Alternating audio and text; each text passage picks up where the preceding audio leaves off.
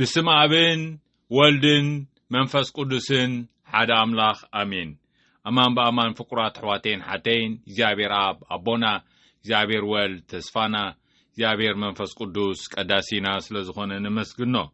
قدامي نباب كاب قبرها وارد كاب معرف 16 كاب فقدي إسران كلتين እቲ ህዝቢ ካብ ልዕሊኦም ተንሲኡ ተጻብኦም እቶም ሮማውያን ሰበስልጣን ድማ ክዳውንቶም ገፊፎም ብበትሪ ክዘብጥዎም ኣዘዙ ብዙሕ ምስ ገረፍዎም ከዓ ናብ ቤት ማእሰርቲ እተውዎም ነቲ ሓላዊ ቤት ማእሰርቲ ድማ ጽኒዑ ክሕልዎም ኣዘዝዎ ንሱ ነዚ ትእዛዝ እዚ ምስ ተቐበለ ከዓ ናብቲ ዝወሸጠ ቤት ማእሰርቲ እተውዎም ኣጋሮም ድማ ብመቑሕ ጉንዲ ኣጽኒዑ ኣሰሮም ፍርቅለይቲ ምስኮነ ድማ ጳውሎስን ሲላስን እናጸለዩ ንኣምላኽ ብመዝሙር የመስግኑ ነበሩ እቶም ካልኦት እስራት ከዓ ይሰምዕዎም ነበሩ ብሃንደበት ድማ መሰረት እታ ቤት ማእሰርቲ ክሳዕ ዝናወጽ ብርቱዕ ምንድቕዳቕ ምድሪ ኾነ ብኡብኡ ከዓ ኩሉ ትማዓፁ ተኸፍተ ናይ ኩላቶም መቃውሕ እውን ተፈትሐ እቲ ሓላዊ ቤት ማእሰርቲ ምስ ተበራበረ ከዓ ማዓፁ እታ ቤት ማእሰርቲ ተኸፊቱ ረአየ እቶም እስራት ዝመለቑ መሲልዎ ድማ ሰይፉ መሊሑ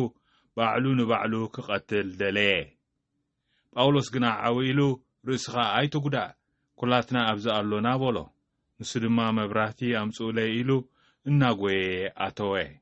ራዕራዕ እናበለውን ኣብ ቅድሚ ጳውሎስን ሲላስን ተደፍአ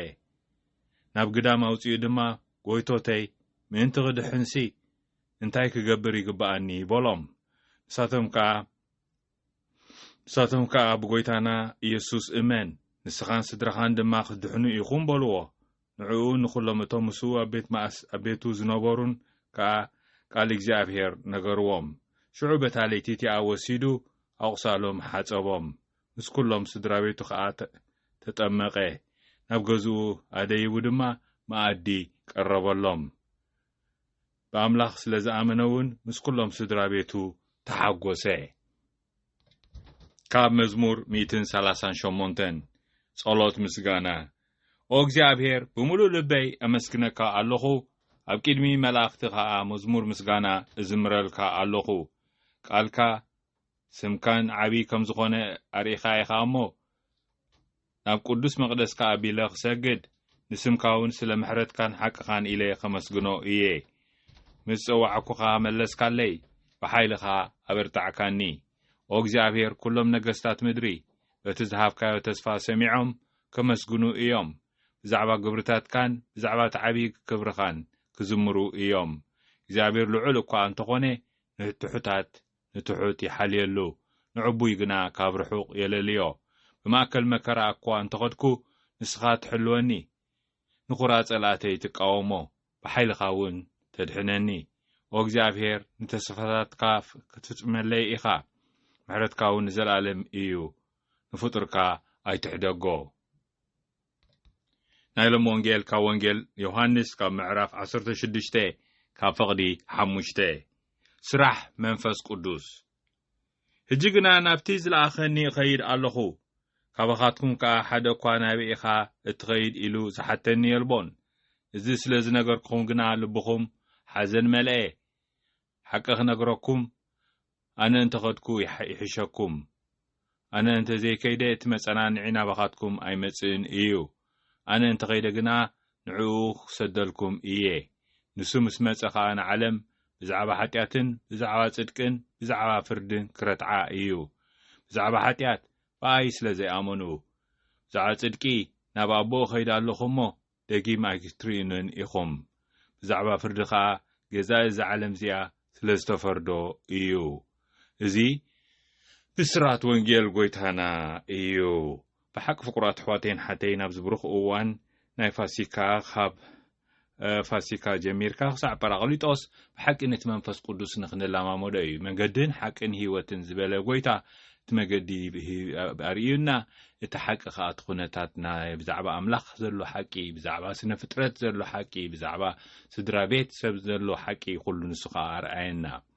ብህይወቱን ብመገዱን ፍቁራት ኣሕዋተይን ሓተይን ሕጂ ኣብቲ ህይወት ዝብል ዘሎ በፂሕና ኣሎና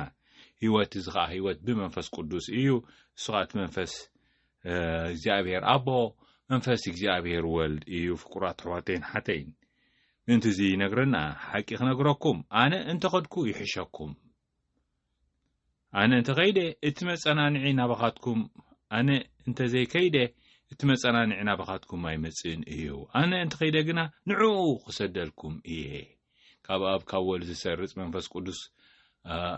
ወሃቢ ሕይወት ዝኾነ መንፈስ ቅዱስ ንኣምን ኢልና ኣብቲ ናይ ሃይማኖት ጸሎትና ፍቁራት ሕዋቴን ሓተይን ንዝክሮ ነዚ ተማለት ንሱ እቲ ሕይወት ዝበና ባኡ ነበር ባኡ ንቀሳቀስ ባኡ ሕያዋን ንኸውን በመን በቲ መንፈስ ቅዱስ መንፈስ እግዚአብሔር አቦ መንፈስ እግዚአብሔር ወልድ ኖም ባርከስ ንሱ እዩ ሩሕኩም ትንፋስኩም ኮይኑ ባኡ ትነብሩ ባኡ ትንቀሳቀሱ ባኡ ሕያዋን ትኾኑ ባኡ 30 ሚቲ ስራሕ እምነት ተስፋ ፍቅሪ ተፍሪዩ እዩ ፍቁራት ሕዋቴን ሓተይን መንፈስ ኣብ ዘለዎ ልባትና ኸዓ ጎርበብ ክንብል ኣይንኽእልን በአንጻሩ እንታይ ይስማዓና ኃይሊ ይስማዓና ሕይወት ይስማዓና ልባትና ኸዓ ይነደና ዓይኒ ልቦናና ኸዓ ይኽፈት ፍቁራት ሕዋቴን ሓተይን ነቲ ሓቂ ብምሉእ ክንሪኦን እንደገና ካብቲ ንገብሮ ተልእኾ ናይ ፍትሕን ሰላምን ብሓቂ ፍቁራት ሕዋቴን ሓተይን ግረይናታት ከም ርግቢ በላሕቲ ኸዓ ክማጥማን ንኽንከውን እቲ ኣእምሮና እውን ኣእምሮን እምነትን ይብሉ ኣቦና ቅዱስ ዮሐንስ ጳውሎስ ካልኣይ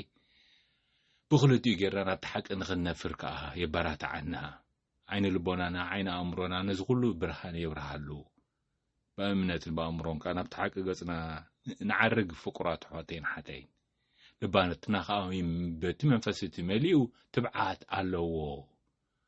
ርሕርሐ ከዓ ኣለዎ ነቲ ኣቦ ንመስል ከመይ ከምቲ ሰማያዊ ኣቦኹም ርሕርሕ ዝኾነ ከምኡውን ርሕራሓት ኩኑ ስለ ዝበለ ባርከስቲ መጸናንዕ መንፈስ ናባትኻትኩም ይመጽእ ናበይ ናብቶም ሽዑ ዝነበሩ ኣቦታትናን ኣዴታትናን ሃዋርያት ኣመንቲ ኩሎም ሰዓብቱን ተኸተልቱን እንደገና ከዓ ድሓር ሃይቦኦም ኣቢሉ ከዓ ህያው መንፈስ ስለ ዝኾነ ናባና ከዓ ይመጽእ ሕይወት ዝህበና መንፈስ እዩ መንፈስ ቅዱስ ሩሕናን ትንፋስናን ፍቁራት ሕዋቴን ሓተይን ንሱ ምስ መጽእ ከዓ ንዓለም ብዛዕባ ሓጢኣትን ብዛዕባ ጽድቅን ብዛዕባ ፍርድን ክረትዓዩ ብዛዕባ ሰለስቲኡ ብዛዕባ ሓጢኣት በኣይ ስለ ዘይኣመኑ ይብል ጎይታናን መድሓኒናን ተስፋናን ኢየሱስ ክርስቶስ ብዛዕባ ጽድቂ ናብ ኣቦ ኸይድ ኣለኹሞ ደጊማይ ክትርኢኑን ኢኹም መንፈስ ቅዱስ ግን ወትሩ ምሳኻትኩም ኣሎ እዩ መጸናንዕ መንፈስ ንሱ ከዓ ምሳኻትኩም ኣሎ ንሱ ድማ ንዘለዓለም ምሳኻትኩም ክነብር እዩ ይብለና ፍቁራት ሕዋቴን ሓተይን ንዑ ንሱ ከዓ ዓለም ዘይትሪኦን ዘይትፈልጦን ብምዃና ክትቅበሎ ዘይትኽእል መንፈስ ሓቂ እዩ ኢሉና ኣቐዲሙ ንስኻትኩም ገና መሳኻትኩም ዝሓድር ኣባኻትኩም እውን ዝነብር ስለ ዝኾነ ትፈልጥዎ ኢኹም ኣይኮነን ድሮ ትፈልጥዎ ኢኹም ከመይ ንስኻትኩም ግና መሳኻትኩም ዝሓድር መንፈስ ቅዱስ ምሳና ዝሓድር እዩ ኣባኻትኩም እውን ዝነብር ኣባና ዝነብር እዩ ስለዚ ንፈልጦ ኢና ፍቁራት ሕዋቴን ሓተይን ብእምሮና ይንፈልጦን ብልባትና ንፈልጦ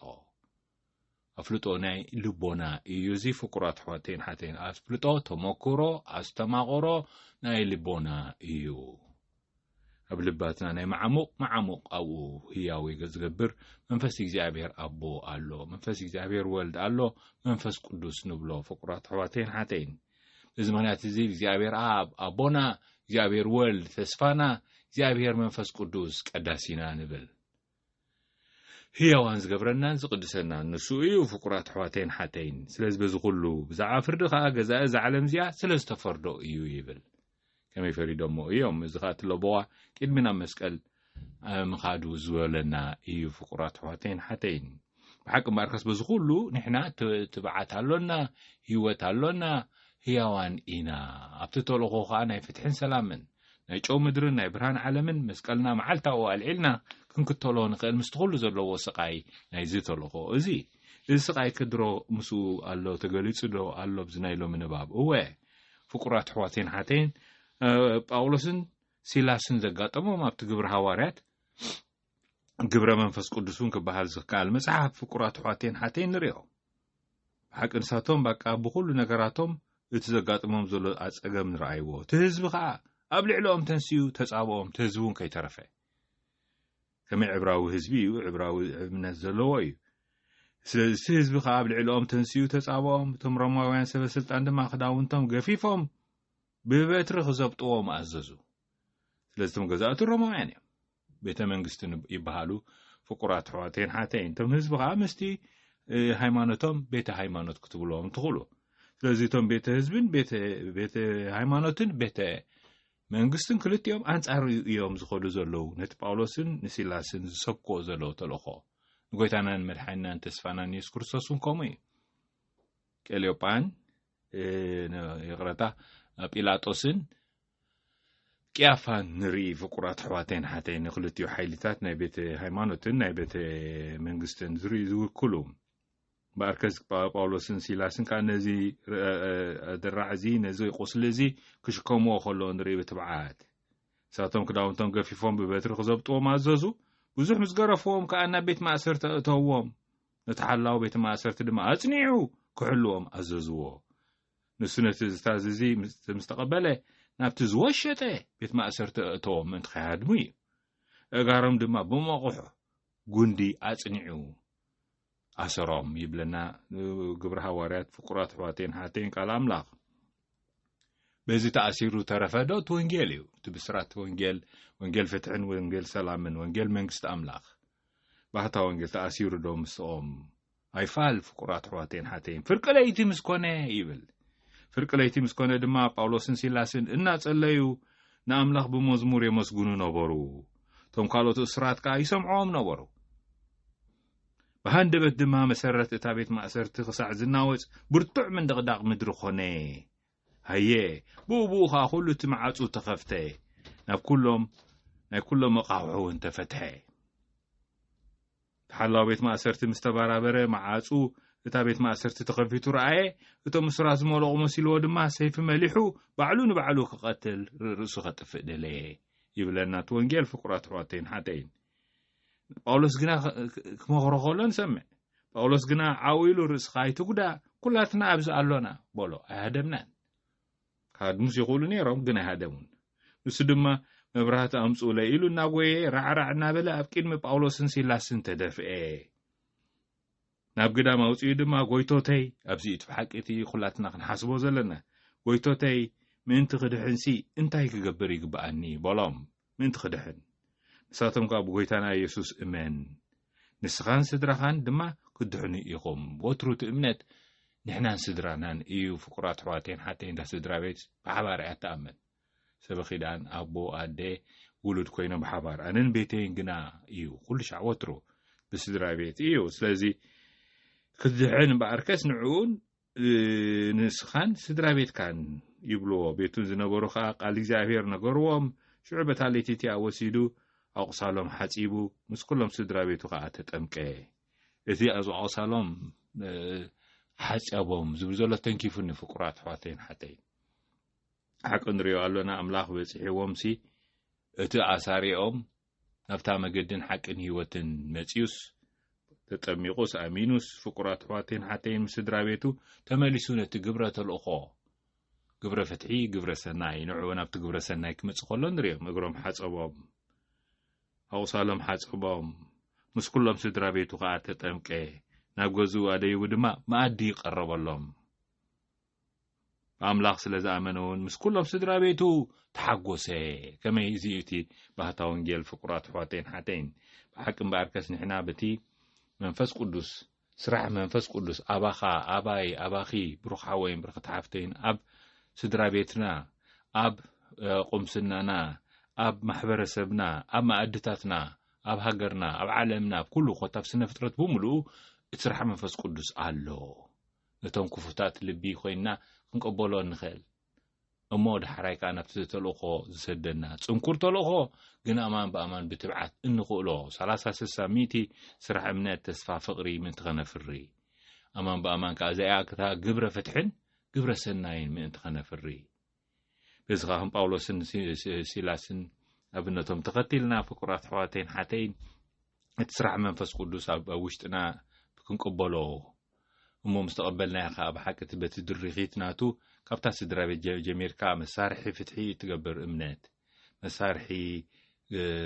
ሰላም ምእንቲ ክንከውን ሓቢርና ንጸሊ ኦ ጎይታ ናይ ሰላምካ መሳርሒ ግበረና ጽልኢ ኣብ ዘለዎ ፍቕሪ በደል ኣብ ዘለዎ ምሕረት ጥርጥር ኣብ ዘለዎ እምነት ተስፋ ኣብ ዘይብሉ ተስፋ ጸልማት ኣብ ዘለዎ ብርሃን حزن ኣብ ዘለዎ ባህታ ግፍዒ ኣብ ዘለዎ ፍትሒ ማሰርቲ ኣብ ዘለዎ ፍትሓት ከም ንዘርእ ግበረና ኣሜን ስብሃትና ኣብን ወልድን መንፈስ ቅዱስን ይኹን ጥንት ከም ዝነበረ ሕጂን ወትሩን ንዘለዓለም ዓለምን ኣሜን